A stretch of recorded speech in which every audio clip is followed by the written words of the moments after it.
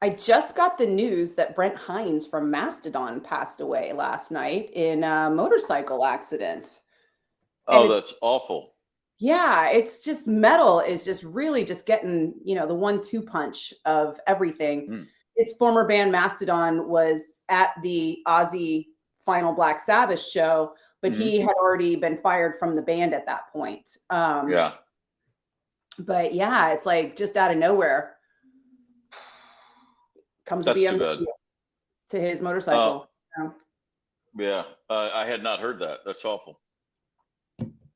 I think it just happened. Like Mm. an hour ago, I think the news broke, and I'm just still kind of in shock.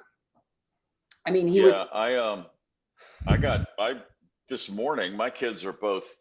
One's out of college. One is a senior in college, but their high school, which we are still very connected to, had a bomb threat. Had to evacuate the school this morning in Nashville, Oh my gosh. and because I haven't had an update, I'm assuming all is well. I had to go out to the Minnesota State Fair for a few hours and hang out with some listeners, and so my day got away from me. But yeah, I just one of those things. It's like, oh, this will turn my stomach for the next hour. Yeah, I Terrible. I think we're all kind of like getting used to it. The news Yeah. cycle has been breaking news nonstop, and I know we made fun of the news people for a while because they kept the breaking news Chiron up for damn near everything. Yeah. But now I feel like it might as well just live there. Yeah, no, it's true. I'd be real happy to go back to a time when a news story did last several days so we could examine it and there was Mhm. not a rush to get the information first, but instead to get it right. Go figure. Remember those crazy days? Well, and it used to be that the information you would get first would be Twitter, and it was just 140 characters. You would get the bullet points, Yeah. and it was a lot harder to spin in 140 characters. Yep. And now it doesn't matter because we've got full video capability instantaneously worldwide, and it's kind of scary. Yeah, our kids, we've had conversations where they're like, so like, we're talking about key moments in life and big things from when we were teenagers. And I remember talking to my kids about the day like Pope John Paul II was shot, if you remember, back in Mhm. 1980 or 81, and as was Ronald Reagan. That brought us the Pope And Mobile. and that's right. So the Pope was shot, the President of the United States was shot, and we found out during the school day several hours after both of these events had happened. You know what Mhm. I mean? Like not in 20 seconds, Yeah. but like hours had elapsed before word got around. And my kids are just like, really? Like, oh my God. And I'm like, yeah. And but guess what? It was okay. It was okay because when we did find out and we did watch the news, they had enough information. We didn't have 24 hours of mindless speculation followed by the next big story. I think the first time that happened to us, the instant news was the Challenger explosion, right? Because all the kids were watching it in school. Yeah, I And was watching it. I was in college, but I walked into my dorm. I got out of a test early, and I walked through the lobby, and there was a couple guys in front of the dorm, the lobby TV, and it's like they're in the countdown. And I really was like, whatever, another shuttle launch because we'd gotten used to it already. And I thought, well, oh wait, and I remember thinking, oh wait, this is the teacher in space. I'll watch this. Like that's what drew me to it. And so yeah, happened to be watching it, and that was one of those like everybody that came into the dorm over the next hour, like you'd be like, hey man, check this out, and it was just, but yeah, word got around like in a normal pace back then. I don't know how we're gonna like plan for the future. I've been watching the news entirely too much, obviously. But one of the stories that's kind of big right now internationally is AI syndrome. Have you seen Mm-hmm. this? Mm-hmm. That people are having difficulty determining AI chatbots from real people. And Sure, sure. they are doing things that like there's been a death, like somebody who was admittedly not uh, I think they said he was cognitively impaired. So I don't know what that meant, because who knows what that means anymore. But somehow he had been talking to this flirty chatbot and thought he was in a relationship with it. And I saw that story. went Yeah. to New York to meet it, I guess. And then somehow had an accident or something and died along the way. And Yeah. I was just thinking how recently my nephew, I told him to Google something and he was like, okay, boomer. And I'm all, what? And he's like, I'm like, you don't have Google now? Like the kids don't Google? And he's like, no, everybody's on ChatGPT. Yeah. So the younger generation is going to have a much harder time determining what AI is real and what AI is not real in the future. Well, when you just look at how much Elon Musk is changing Grok in real time, he's changing the way it reports news.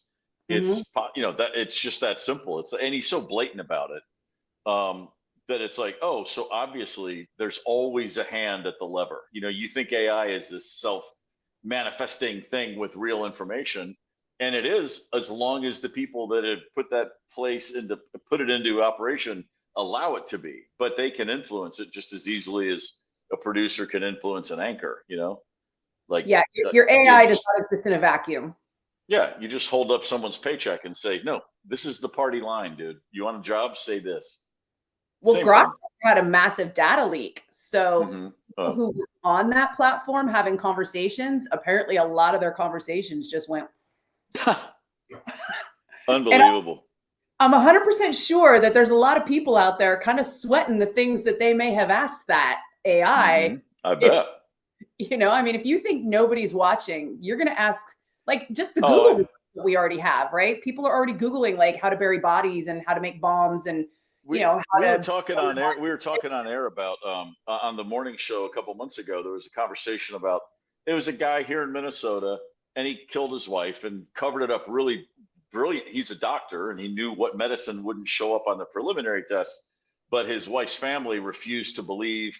They were like, this is suspicious. And it turned out there was some, it sounded like a bad show on Netflix, but he found some medicine that is used for people that have gout. It's called like Colcatraz or something, and it wouldn't be detected. And he killed his wife with this stuff. And because her family wouldn't let it drop, they finally did a full second autopsy, and they found it was in there. Anyway, long story short, I said, and her life insurance policy was something like 200 grand, which is a lot of money, but it's not kill a person money. To me, it's not risk return. You tell me it's 10 million, you're like, well, he thought if he gets away with, whatever the number was, I just thought it was funny. And I'm on air, and I said, well, first things first, do you pay income tax on life insurance? And so I Google it. And as I'm Googling it, I'm like, I probably shouldn't Google this. What if Rosemary's gonna fall down the steps tonight, and they're gonna look at my last Google search, and I'm like, oh no, I didn't mean to. Your search history is gonna kill you, is gonna get you every time. Yeah, and I mean, let's face it. But with this AI stuff, it's just, who knows? I mean, if somebody doesn't like you, they can probably plant fake searches into your browser now anyway. Who knows? That's so easy to do. I mean, you and I both know this, right? Working in radio, in the studio, you share a computer. Yeah. I started bringing in my own laptop years ago, but before that, we all shared the same computer. So whenever I would go to type something into that Google search bar, stuff that would come up.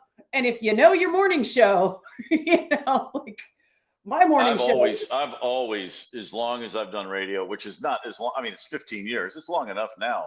But from the first day I started, I was like, I'm not going to learn how to log into anything. I have a laptop. I will use wireless.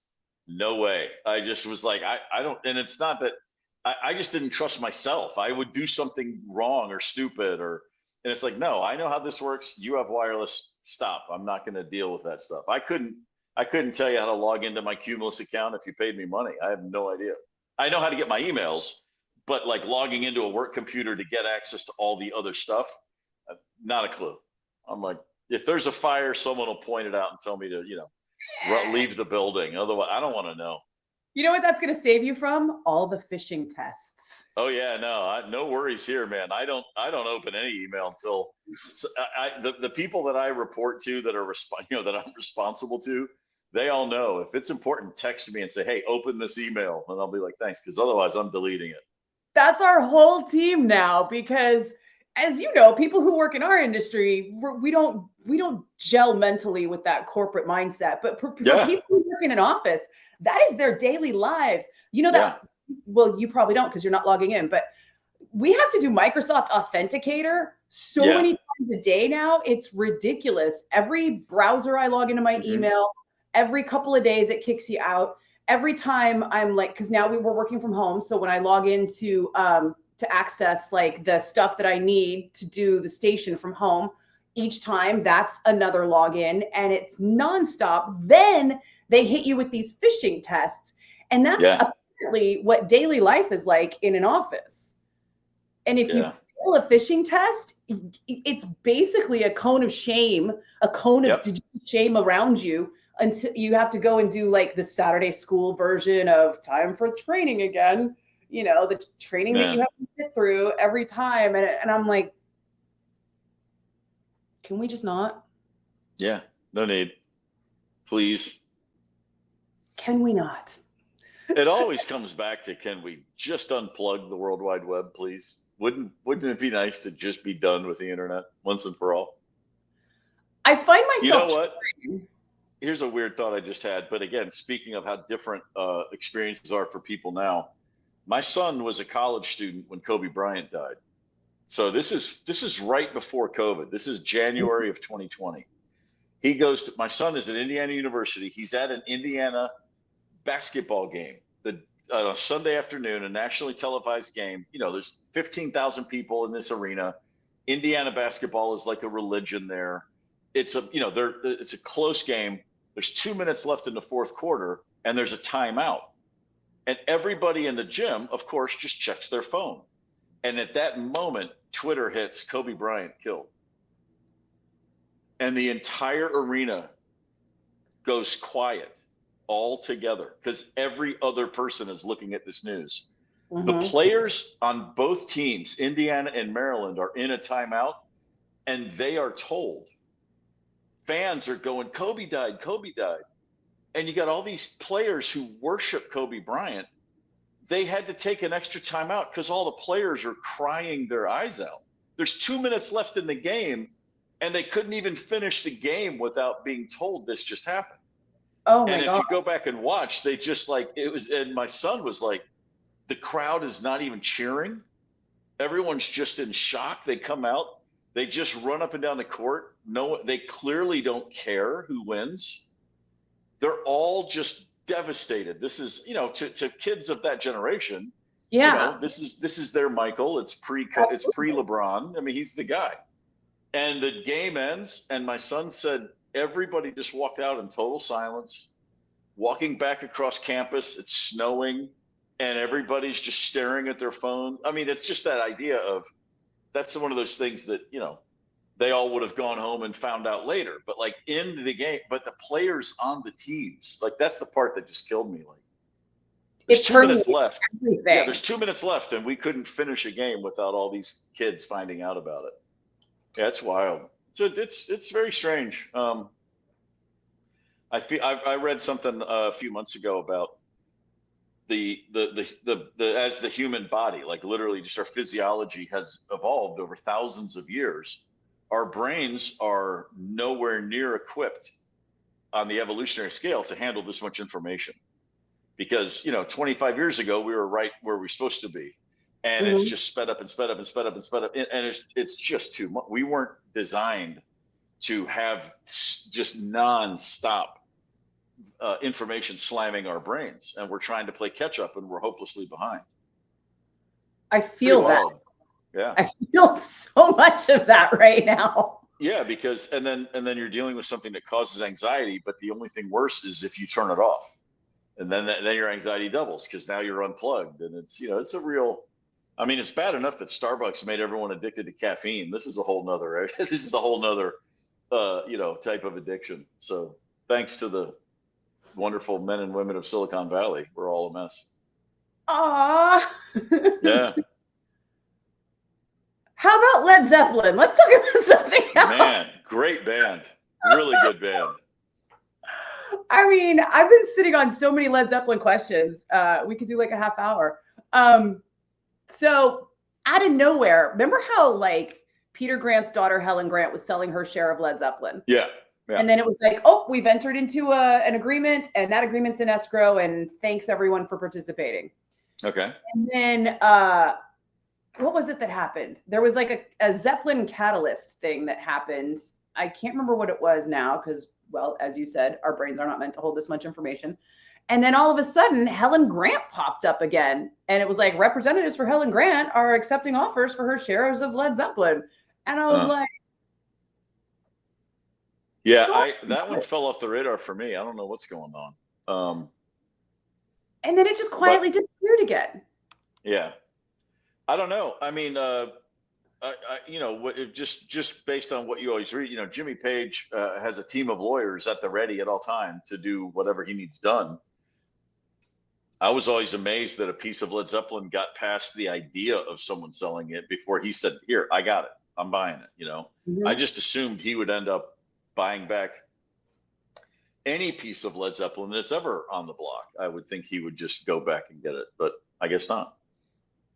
Maybe, and I'm just going to speculate here with my little suspicious cap. Maybe there's a right of first refusal, and she kind of has to give him the opportunity, and that this is a tactic to try and like drive up the price by like garnering offers, because it's one of those things where you can take an evaluation on it, but yeah, it's hard to get a valuation on something that's so intangible / potential. So I don't know, man. I just think if you say the words Led Zeppelin and 10% in the same sentence in any context, it's just a whole lot. You know, it's like, holy crap, that's something worth having. I don't know. Well, they did just settle a lawsuit, right? They had another lawsuit with. Well, he had one with Jake Holmes, the guy that wrote Dazed and Confused, based on the documentary. The documentary came out, and so Jake Holmes is this folk singer who wrote Dazed and Confused in the 60s. Jimmy heard him play it in a Greenwich Village, in the West Village at a coffee shop or, a folk club, and brought it to the Yardbirds, and they had a version of Dazed and Confused. Then Jimmy starts Led Zeppelin. They obviously have a version they record it, and it said written by Jimmy Page right away. And Jake Holmes is like, dude, I wrote that song. But somehow didn't get Jimmy into court until 2010. But they settled it, and if you look it up now, it says written by Jimmy Page, inspired by Jake Holmes. That's on the credits everywhere you look. That's the settlement. But with this new documentary that just came out, at the end credits of the film, they showed some clips of the Yardbirds, not Led Zeppelin, the Yardbirds playing Dazed and Confused, and it credited just Jimmy Page. And it didn't say inspired by Jake Holmes, which it's supposed to. I believe that's just an oversight. But he sued Jimmy again. Just settled. Yeah, no, I'm saying it was an oversight on the producers of the film's part.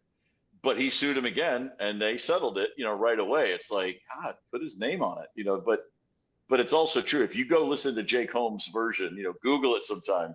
Jake Holmes Dazed and Confused. There's no argument. It's like, oh, that guy wrote that song. The lyrics aren't the same. It's not the Stairway to Heaven lawsuit, for example. No. It's the same. Boom, boom, boom, boom, boom. And I've been dazed and confused so long. I mean, Robert then changed a lot of the lyrics, but the title and the melody and the musical part, it's all the same. Oh my gosh. So let's see, more Led Zeppelin news I wanted to ask you about. Robert Plant turned down the Back to the Beginning show, the last Black Sabbath show. Mm-hmm. And he did it for musical differences, and I'm not mad at him for it. I think it makes I agree. He said, look, that's not a world I'm a part of. Like, I'm friends with these guys. And he said it would be, I saw the quote, I didn't read it, but he basically was like, it'd be disingenuous for me to show up now and jump onto this thing. The people that need to be there are there. The people that are, that are card carrying members of Ozzy World, they should be there. What am I doing there? I mean, he was right. It's like, he knows who he is, and he's being honest about it. I think there's a lot of people that don't think that clear, they get an invitation, they just jump at whatever it is. And he was like, that's inappropriate. I'm not in that world.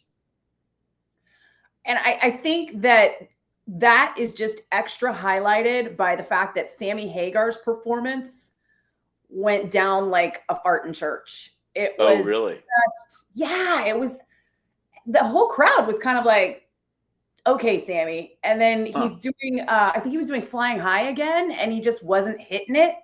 Right. And it just was, it was just mass exodus to the bathrooms and the lines, which were extensive lines everywhere. For everything. Right. Of course. You would think a soccer stadium would have streamlined that by now, but nope. Yeah. Not even for the rockers. No. And I think that made sense. I think it sounded like they were trying to, once they committed to making it big, they were trying to make it bigger. And they didn't have Judas Priest, which I think was what they really wanted, but there was no way Judas Priest could change their touring plans. They were going to be somewhere else. They couldn't get out of that show. Right. It was just not going to happen. And that would have made the most sense ever. Yeah. If they had the other big metal band from Birmingham on site, and it would have just been perfect. And I think they were trying to fill that hole, and they're like, well, Robert Plant is huge, and Sammy Hagar is a big deal. So if we can get a couple of these guys, it'll kind of make up for that. I mean, Robert would have made sense just because he's from that part of the world, I guess, and he goes back even farther than Black Sabbath. But that's really all. That wouldn't. I mean, I think he made the right choice. Yeah, if anything, like having him, if he had been there, just been there, and done an introduction or something to say, Led Zeppelin and Black Sabbath, we existed at the same time in the same something. Just have whatever his thoughts are and introduce Black Sabbath. That would have been cool. But performing, it just doesn't make any sense to me at all. Yeah. Well, Robert's cool. He always does the smart thing, it seems to me. Which leads me to Saving Grace. Have you heard the single? No. How is it? It's good. It's good. It's just very not Led Zeppelin. Never gonna be. Oh yeah, sure. And I don't think that's a problem, but other people are just like still surprised that he's not going to play any Led Zeppelin hits on tour. And I mean, this is a 45-year conversation now. It's totally bizarre to me. I don't get it. It's like he has never done. He has always said, "I'm doing this now." Like that's back there.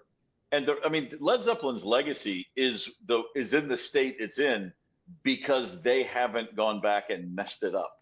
Like by continuing to, if he does, by continuing to reinterpret the songs he wants to sing, it keeps what they did that special. I mean, I think look at look, nothing against the Who, one of the great bands of all time, but look at the way they're perceived.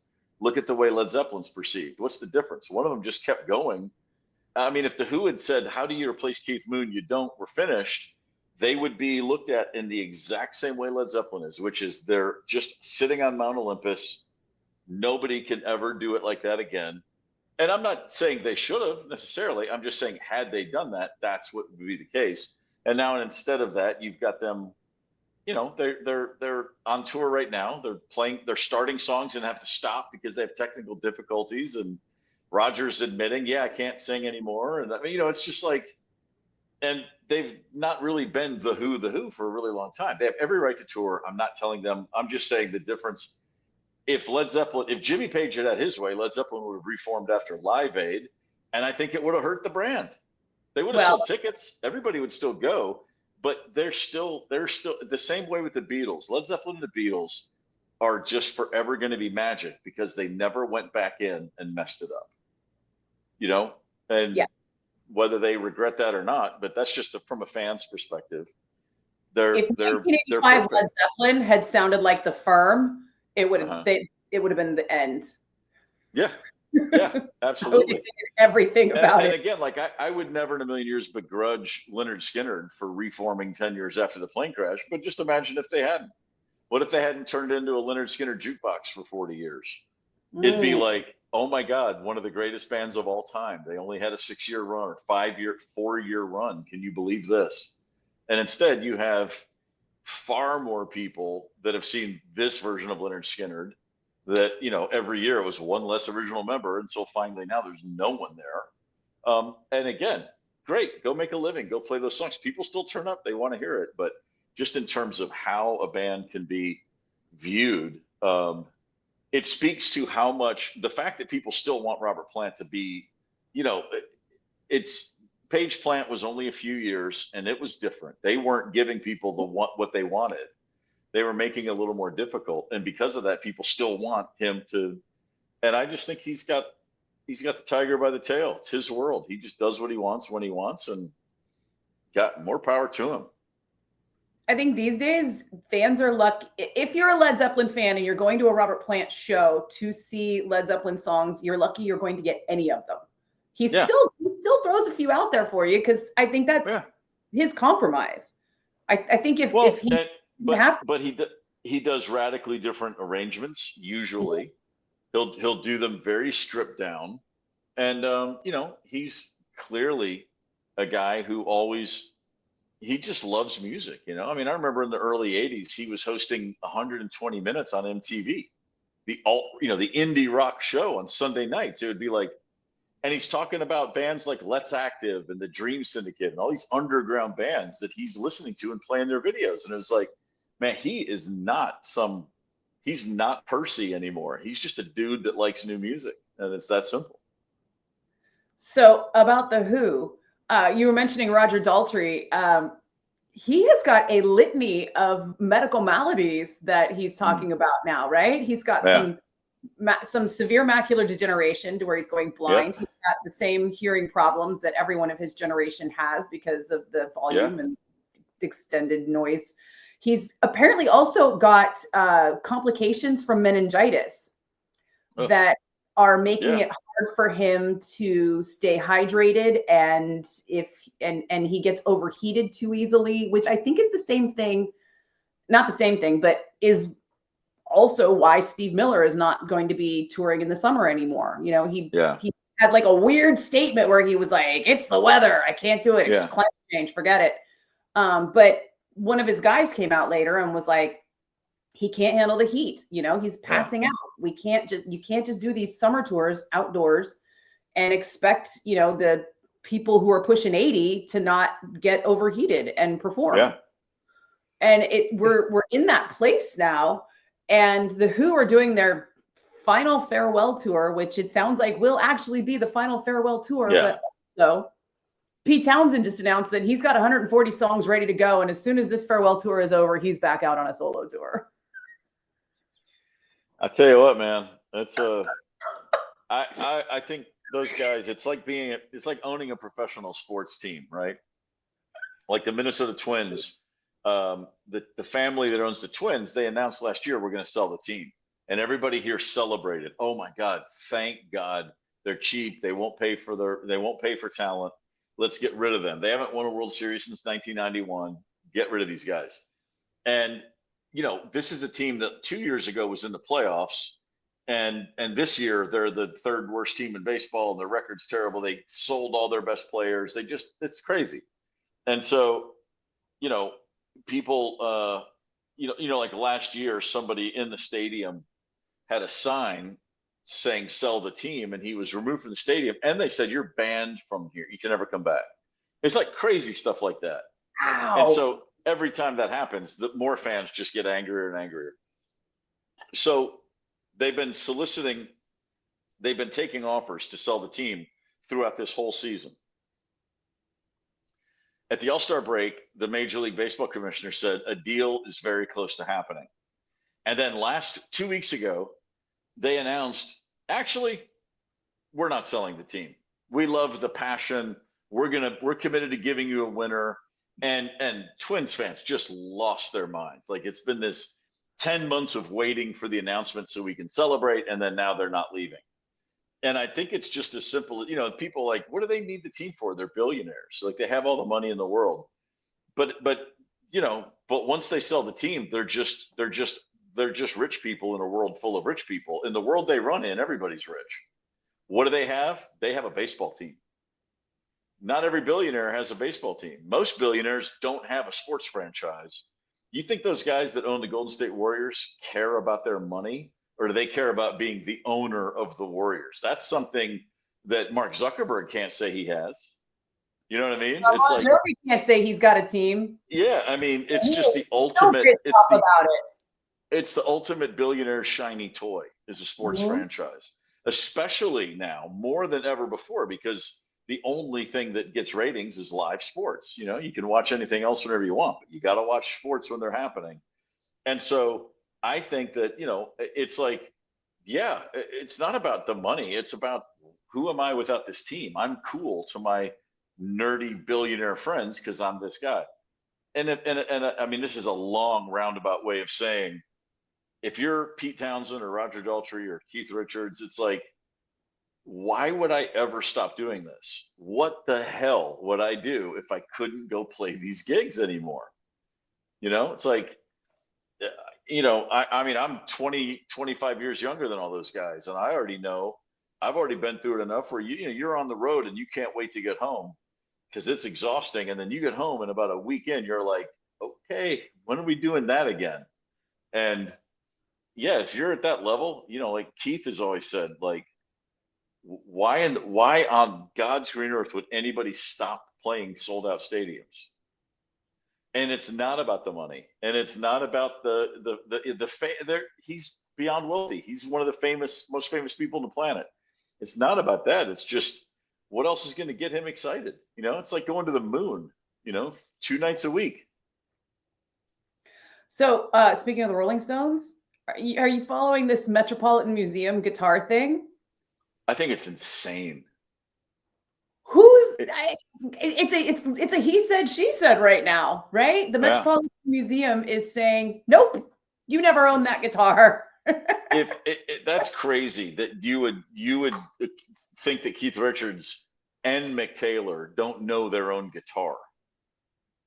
I mean, if you ask any baseball player, if you bumped into Barry Bonds tomorrow and said, "Hey, I saw you against the Rockies in 2004, and it was in Colorado. It was a Friday night, and in the 4th inning, he would cut you off and go, 'Yeah, I hit that slider through the gap.'" And I went, like baseball players remember every at bat, every mano a mano battle.